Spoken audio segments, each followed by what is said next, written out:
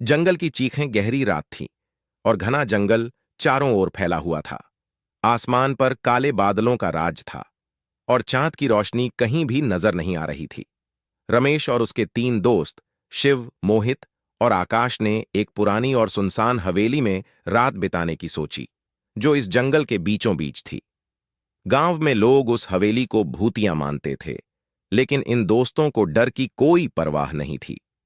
हवेली के पास पहुंचते ही उन्हें वहां की अजीब सी खामोशी महसूस हुई। हवेली के दरवाजे पर एक पुरानी और धूल से भरी हुई तख्ती लटक रही थी, जिस पर कुछ लिखा हुआ था, लेकिन वह इतनी धुंधली थी कि कुछ भी पढ़ा नहीं जा सकता था। रमेश ने दरवाजा खोला और सभी अंदर चले गए। हवेली के अंदर का माहौल और भी डरावना था। चारों ओर मकड़ियों के जाले, टूटे हुए फर्नीचर और दीवारों पर पुराने चित्र लटक रहे थे, जो वक्त की मार से धुंधले हो चुके थे। वे लोग एक बड़े से कमरे में पहुंचे, जहां एक पुराना और बड़ा सा पलंग रखा था। कमरे में चारों ओर सिर्फ अंधेरा ही अंधेरा था। केवल उनकी टॉर्च की रोशनी ही एकमात्र सहारा थी। तभी अचानक एक तीखी चीख ने पूरे जंगल को हिला दिया। चारों दोस्त सन्न रह गए और एक दूसरे की ओर देखने लगे। आकाश ने हिम्मत करके पूछा, यह आवाज कैसी थी? शिव ने घबराते हुए कहा, शायद कोई जानवर होगा, हमें यहां से चलना चाहिए। लेकिन रमेश ने उन्हें शांत रहने को कहा और कहा, हमने जो करने का सोचा है उसे पूरा करेंगे। वे सब डर के बावजूद वहीं बैठे रहे। कुछ ही देर बाद अचानक दरवाजे के पास किसी के चलने की आवाज आई। टॉर्च की रोशनी में उन्होंने देखा कि दरवाजा धीरे धीरे खुल रहा था। किसी ने दरवाजे को छुआ नहीं था, लेकिन फिर भी वह अपने आप खुल रहा था।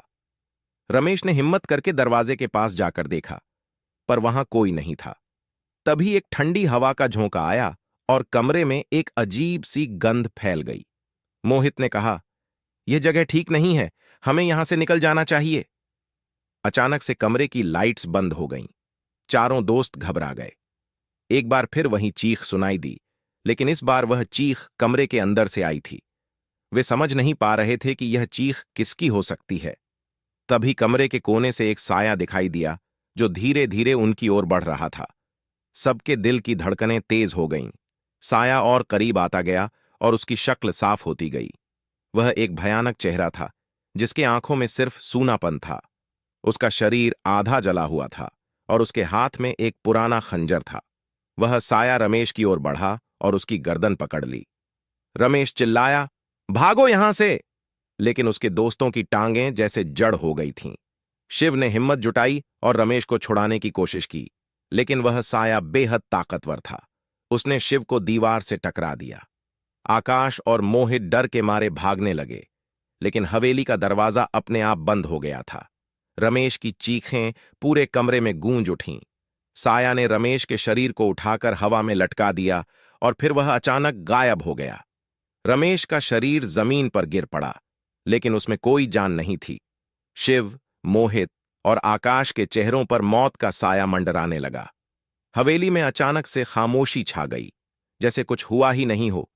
लेकिन अब वहां तीनों दोस्तों के साथ एक साया और था, जिसने उनका पीछा करने का फैसला कर लिया था।